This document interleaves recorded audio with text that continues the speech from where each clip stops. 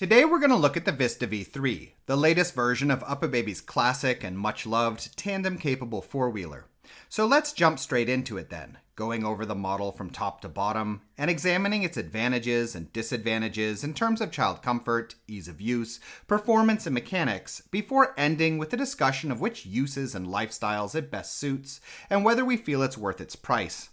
And starting off with some stats, the Vista weighs in at a little under 12.5 kilos in its single child configuration and folds down to 29 by 65 by 82 centimeters with the seat attached. It can take 22 kilos in the main seat and 13.6 kilos in its underslung storage basket. When it comes to child comfort, the Vista has a bucket seat, meaning that the backboard is not adjustable in relation to the baseboard, and has a range of 6 positions, from a nicely upright setting to a full recline. As far as the dimensions of the seat go, it has an inside width of 30 centimeters, a length for the sitting surface, meaning the combined lengths of the backboard, baseboard, and leg rest of 101, and also a total longer length of 129 when considering space under the canopy in its highest position and the distance to the front frame mounted footrest. Looking at other aspects of the seat, the textiles are decently padded and durable, and the model now has a liner covering a large mesh window that can be removed to increase ventilation in warmer climates. The harness is easy to use, with tracked shoulder straps and a new magnetic buckle, while the canopy can be raised or lowered and is extendable, providing decent sun coverage, and also has 2 additional ventilation windows, though I'd note here that one of them is in the extension section and unfortunately doesn't have a flap to cover it. For the newborn period, the Vista is compatible with a wide range of car seats, can use Uppababy's bassinet, which we'll be reviewing separately, and can also fit the infant snug seat, which makes the reclined position of the seat itself newborn acceptable. The model is also tandem capable, with a smaller rumble seat that can be attached to the front frame, as well as the capability of being kitted out with an extra bassinet or car seat. Moving on to parent comfort, the Vista's handle is adjustable between 101 and 108 centimeters in height, while the storage basket is much larger than average, highly weight capable, and comfortable to access in the way it extends off the rear frame. As far as folding is concerned, the process is relatively simple, though there are a few negatives, in that folding requires 2 hands. One needs to make sure that the handle is fully extended for the model to self-stand, that it can't fold down as a single piece with the seat reversed, and that, when folded, there's no easily accessible handle, crossbar, or other obviously convenient way to lift the model. When it comes to how the Vista feels to use, the handle sits a tad looser than I'd like, but otherwise it's quite sturdy feeling, with solid connection points and good cross support, though it's also quite large of course, and even though it's easy enough to maneuver, in single child mode at least, the Vista does feel like a bit of a tank versus a lot of competing strollers.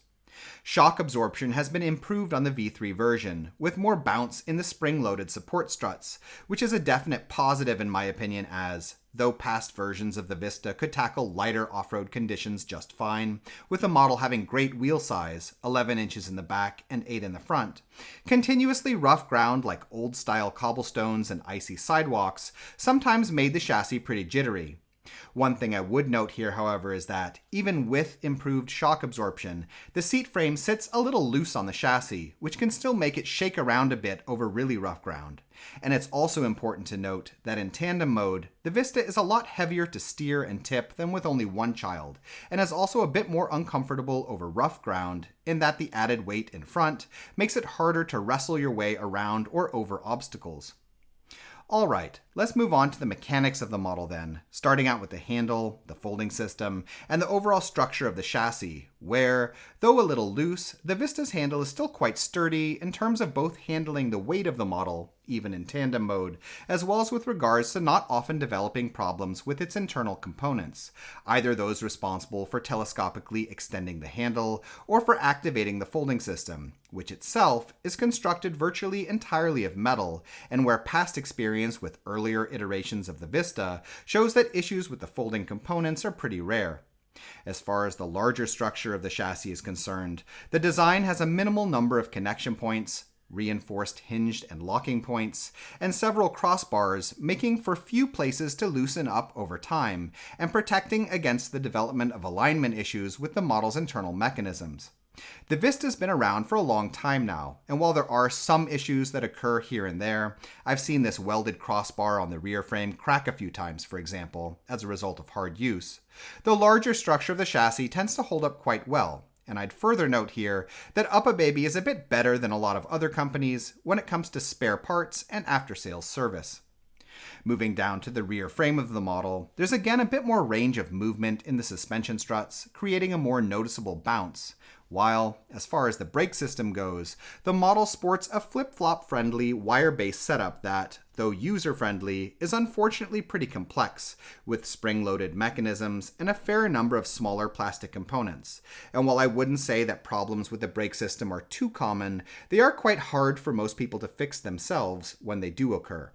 When it comes to the wheels, they're sturdy enough as far as the rims and bearings are concerned, though they do sit a tad loose in the rear housings. The locking mechanisms are contained within the axles rather than the rear frame, which is a setup that does sometimes lead to issues over time, and the tires are pretty hard, which is positive in the sense that they don't tend to get ugly too quickly from rolling over pebbles, but also means that they don't contribute much extra in the way of shock absorption. And here I'd like to note that the terrain wheels, which, like the bassinet, we'll also be doing a separate video for, are unfortunately not softer than the wheels that come stock with the model, meaning that they won't really do much for owners of old versions of the Vista, other than providing a little extra traction to help with slippery conditions.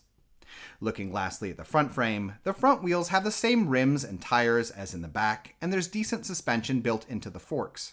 The swivel locks, like the brake system, are a little on the fancy side, and are overcomplicated mechanically in my opinion, requiring lubrication to keep them functioning properly down the line.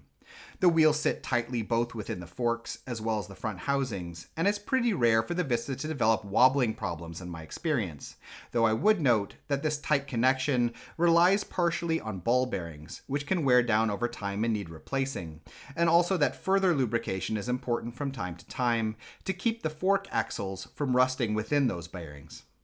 So, would I recommend getting the Uppababy Vista V3 then? Yes, absolutely, provided that what it offers actually fits your needs, of course. Where the model excels most, in my opinion, for parents who tend to get around mainly on foot, have use for that oversized shopping basket, and live somewhere where they need the Vista's good terrain versatility, either for handling snowy winters or for some limited use off-road.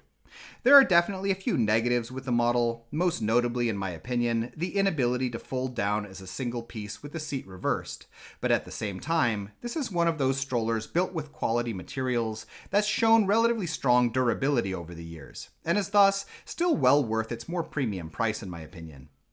In any case, we hope you found this video interesting, and if you did, please subscribe, as this sort of support really helps us to continue making videos in the future. In addition, if you're currently shopping for a stroller, we have a buyer's guide on our Patreon page, which lists a wide range of models that we recommend, with a lot of technical and lifestyle related information. You can find it by following the link in the description. Thank you.